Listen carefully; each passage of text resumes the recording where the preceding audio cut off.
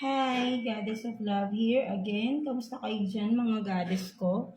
So, yeah, another reading na naman tayo today for the water signs.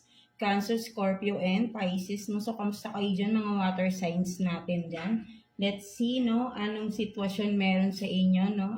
Love reading tayo today. For those na may mga complicated sa inyong relationship, right? No, tignan natin anong pwedeng makita natin, no, regarding bakit nagkaroon ng conflict, right, no, so sa inyo ng iyong person. And of course, tingnan natin, no, message and advice from your inner self, no, and what is your inner strength and message advice, of course, ni universe, no, mga water signs natin, no. So let mga water sign, Cancer, Scorpio, and Pisces, tingnan natin anong message sa'yo ng iyong inner self, no, before tayo mag-proceed sa reading, of course, no, kasi nga, baka ma-upset kayo sa reading ninyo, right, no, so tingnan muna natin anong message sa inyo ng inyong inner self, mga water signs. Kuha tayo ng one card for you, water signs.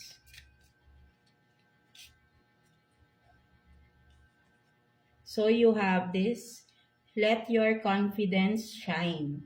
So, yeah, for some of you, no, maybe parang napapanghinaan kayo, whatever is this, no, parang sabihin natin na for some of you, baka nahihiya kayong gawin ng isang bagay, or nawawalan kayo ng lakas ng loob, or sabihin natin na hindi kayo confident enough to do ano man ito, kung project man ito, whatever is this, no, parang, but then sinasabi sa inyo ng inner self nyo, no, na yung confidence nyo is let it shine, right? Kasi hindi naman kayo ganyan, maybe for some of you, baka sa isang person, pwede rin, right? No, nahihiya kayo, no? Kasi nga, baka, di ba? No? But then, no, sinasabi sa iyo rito, no, huwag kang mahiya, no? Be confident lang, no? Sinasabi sa iyo dito. Kasi hindi mo magagawa yun at di mo makikita yung resulta if papanguna mo yung sarili mo, or mahihiya ka kaagad, no? Or mamaliitin mo rin, no? Pwede rin gano'n, no? Kasi if you don't have the confidence sa iyong sarili, meaning, ikaw mismo nang bubuli sa sarili mo, right? You are bullying yourself, no? Something like that. But then if you feel confident, no? 'Di ba? Nagiging positive ka kasi kapag confident ka sa sarili mo, right? No, parang kahit kahit ano, kaya mong gawin, no? Na kahit hindi mo pa nagagawa, no? But then kapag confident ka, no, mag-fail ka man, hindi ka madidismaya, right? Because you are positive lang and you will do it again, no? Hindi ka susuko, no? Something like that. So, but then you have to have this confidence first, right? No, mga water signs natin, no? Before you proceed or do such things, no? Something like that, right? No, so let's see, no, ano namang sitwasyon sa inyo ng iyong person on your mind. Ano bang nangyari? Ano bang naging conflict? Kung ano man ito, tingnan natin. Let's see. Kuha tayo ng 3 cards for you, water signs. Cancer, Scorpio, and Pisces, no? Yeah. Tingnan natin, angel guides for water signs. Let's see. Anong naging reason? Tingnan natin kung makikita natin, no? Tingnan natin anong sitwasyon, no? Tingnan natin. Let's see. For water signs.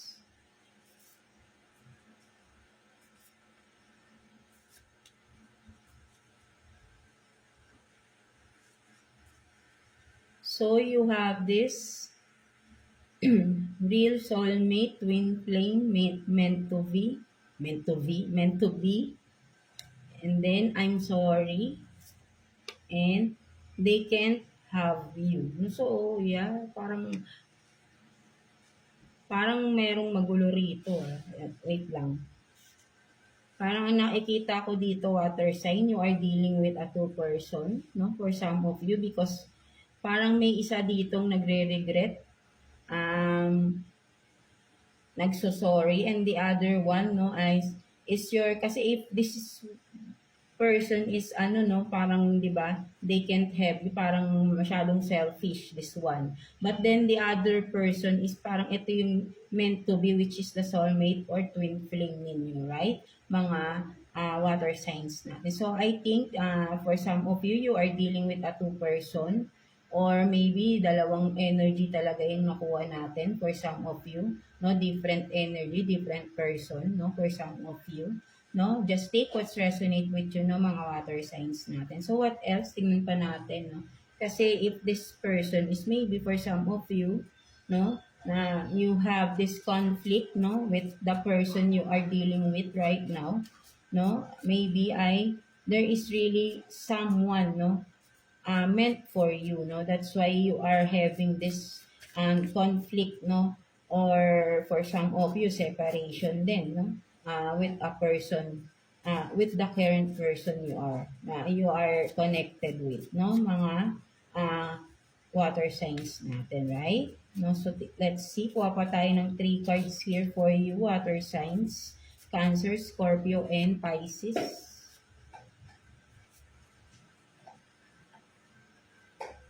So you have this hospital,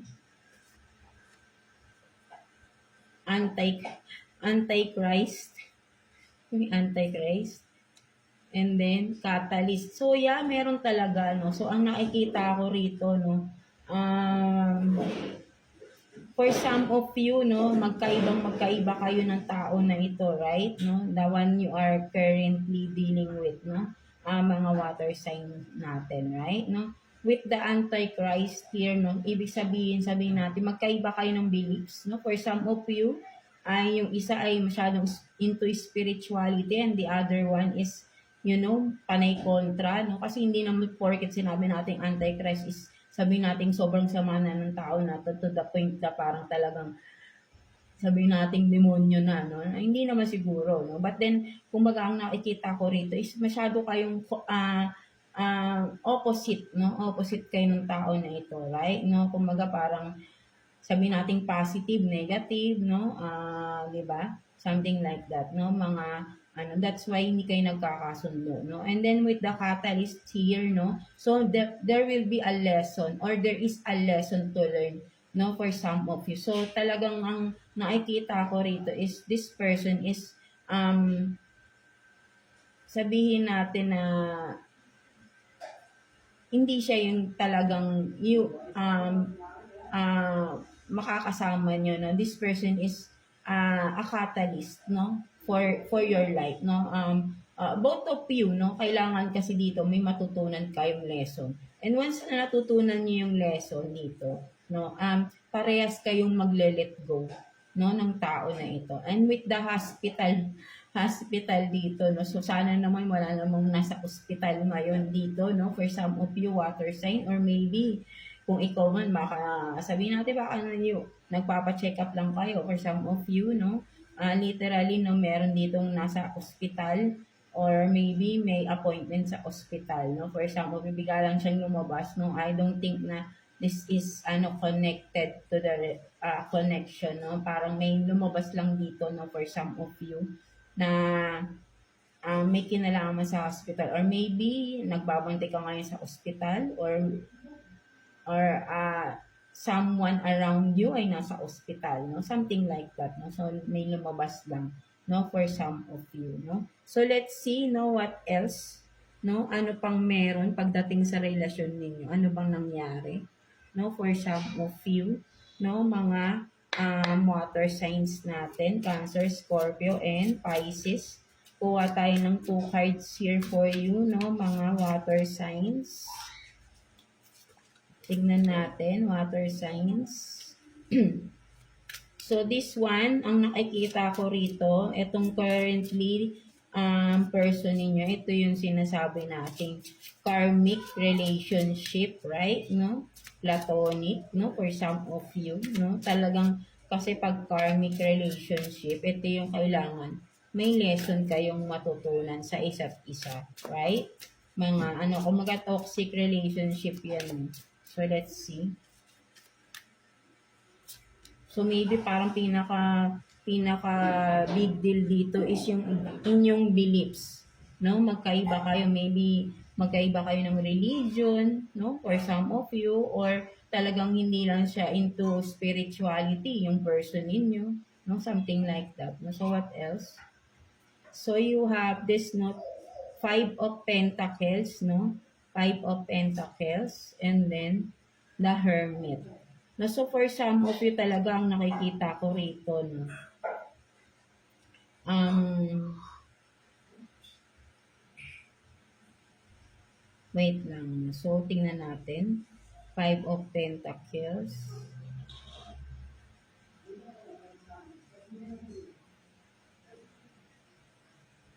Kasi kung makikita mo rito, no, parang you are being abandoned, no? For some of you. And then with the Hermit dito, yeah. Ang nakikita ko kasi rito, no, parang may napagod talaga eh. For some of you, nakikita ko ay may napagod eh, no, for some of you, no. Kumaga parang sabihin natin sa matagal na yung connection na to eh, no. Matagal na yung connection na ito with the Five of Pentacles here, no. Parang ngayon mo lang nare-realize, no, na akala mo sa tagal ng inyong relasyon, no, ngayon mo lang nare-realize that this relationship or this person is really not meant for you or really not the one for you. Kasi magkaiba kayo ng personality ng person na ito. So sabi ko nga sabi ko nga is ang relationship nyo is yung tinatag na karmic relationship, no? There will be a lesson to learn dito, right? No, so for some of you nakikita ko rito also with the Hermit dito, no? Kasi in reverse tong Hermit na to, no? Kumbaga sa tagal-tagal ng panahon ng relationship ninyo, no, mga water signs natin is walang natututunang lesson or walang pagbabago, no? Kumbaga tumanda na kayo parehas, no? Nagkaedad na kayo, no? But then you are still in the same situation, in the same old cycle, no, na parang paulit-ulit lang, no, with the Five of Pentacles here. Parang you are being stuck here, no, hindi ka gumalaw sa sitwasyon or hindi ka gumalaw sa inyong posisyon, no, something like that, no. And with the Hermit dito, makikita mo, walang paggalaw, walang progress, right? No, walang umuusad, no. Kumbaga, you are just staying the same level as when you started the relationship. No? So, ganun pa rin, no? Kumbaga, walang nagbago, hindi nag-level up, no? For some of you, no? Yung inyong relationship ng tao na ito. Same at same lang. Kumbaga, old cycle na paulit-ulit lang yun nangyayari. Walang pagbabagong nangyayari, no? For some of you. And you are being stuck, both of you, no? Sa sitwasyon na yan, no? And yun nga sabi ko, sa tagal ng relasyon na, no, walang natututunan, no? That's why paulit-ulit yung nangyayari because hindi natututo sa lesson, no, na dapat matutunan, no, for some of you, no, mga water signs natin. So what else, no? Kuha pa tayo. What else? Kuha pa tayo dito ng 2 cards here for you. Water signs. Tingnan natin. What else? Tingnan pa natin for water signs, please. Cancer, Scorpio, and Pisces.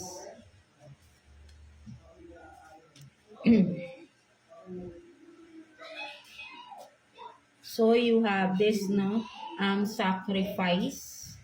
Love may come with sacrifices, no? Evaluate what you're willing to give up, and then imperfection, no? So love is beautiful, mess, embrace its imperfection. So for some of you, no, ang nakikita ko rito, no, kumbaga, wala namang perfect relationship, 'di ba? Sabi nga dito, no. So ang nakikita ko for some of you ay you are still in the connection, no, mga water sign natin, no. So whoever is this, no, whoever you are na, you are still in this connection, no. So one of you are kumaga nagsa-sacrifice, no. Sacrifices yan, na kumaga you are willing to give. But then, kailangan mong i-evaluate. Hindi lahat i-give up mo para lang sa love, right? No, there is no perfect love, but then meaning you don't have to give up everything, no? Na wala ka nang ititira.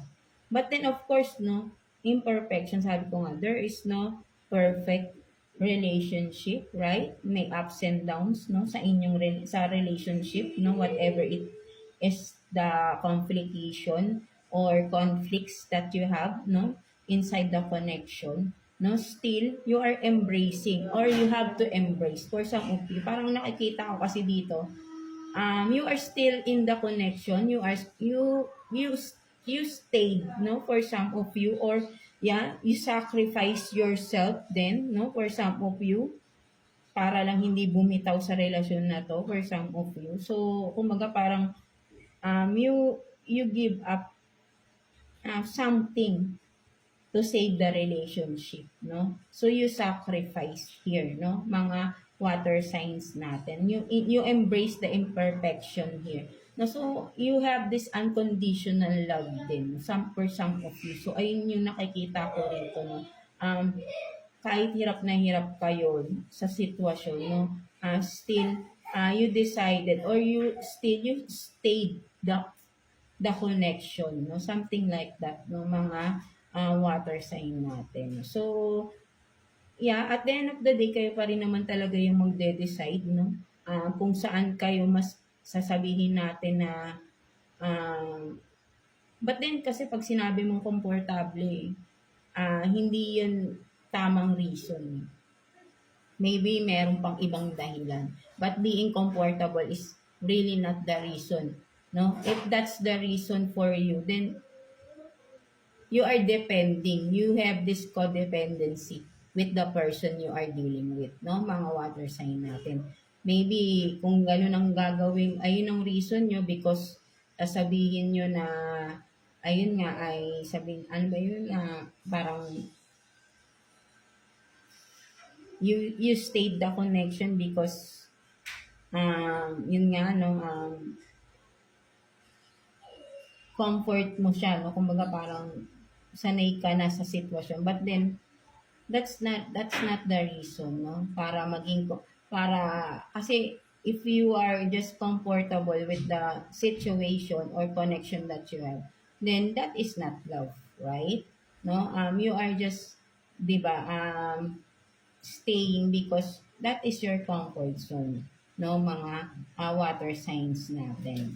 But then maybe for some of you, no, there is really a deeper reason staying in the connection, and ikaw lang din ang nakakaalam nun. Basta alam mo sa sarili mo, no? But then wag mo lang kakalimutan to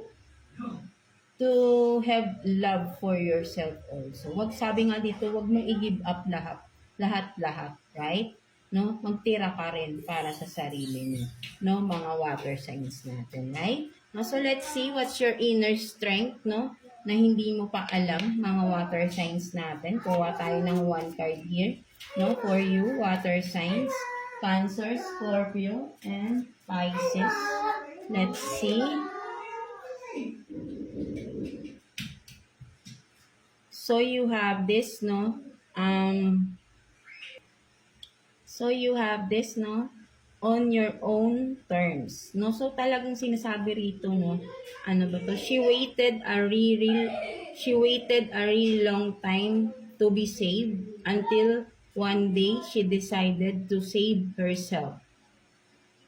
It was a very good day on your own terms. No, so 'di ba, sabi ko nga rito kanina, no, may matagal ng connection dito. Maybe for some of you, you are staying in the connection because you waited to change, you waited for a change, no? Something like that, no? Naghintay ka ng pagbabago. Naghintay ka ng pagbabago dito. That's why parang nag-stay ka pa din. Or you are staying, no? For some of you, no, mga water sign dito. But then, alam mo, di ba, sabi nga rito, no? On your own terms. Ang inner strength mo, water sign, is meron kang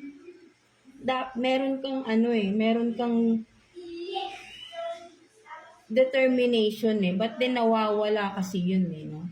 You are being, sabihin natin na napapanghinaan ka ng loob, right, no?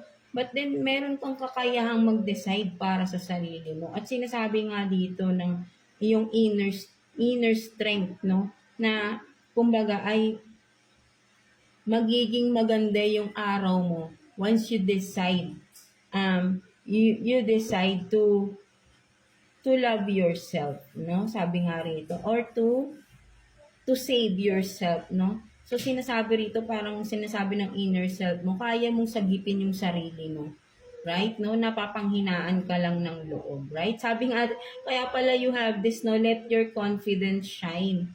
Kasi nga, napapanghinaan ka ng loob magdesisyon, no? Sa sitwasyon ninyo, no? Mga water sign natin, no? Talagang may paghihintay kang ginagawa rin dito. Sabi ko, may matagal ng connection and you are being stuck. So, that's why pala dahil naghihintay ka ng pagbabago and you are sacrificing a lot of yourself here, no, mga water signs natin. You are embracing again and again the imperfection of the person.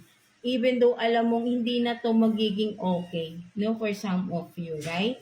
No, nasa-sacrifice mo na ng todo-todo yung sarili mo dito, no? So, but then ikaw pa rin ang magde-decide, right? No, this is just a guidance for you, no? But then, yeah, ito na yung sinasabi ng inner strength mo, no?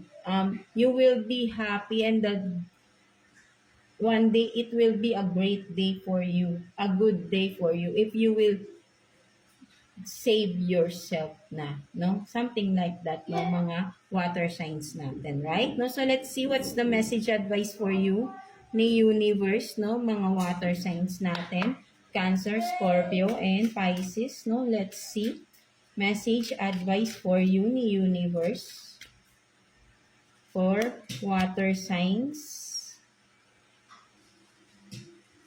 So, your only limit is your mind.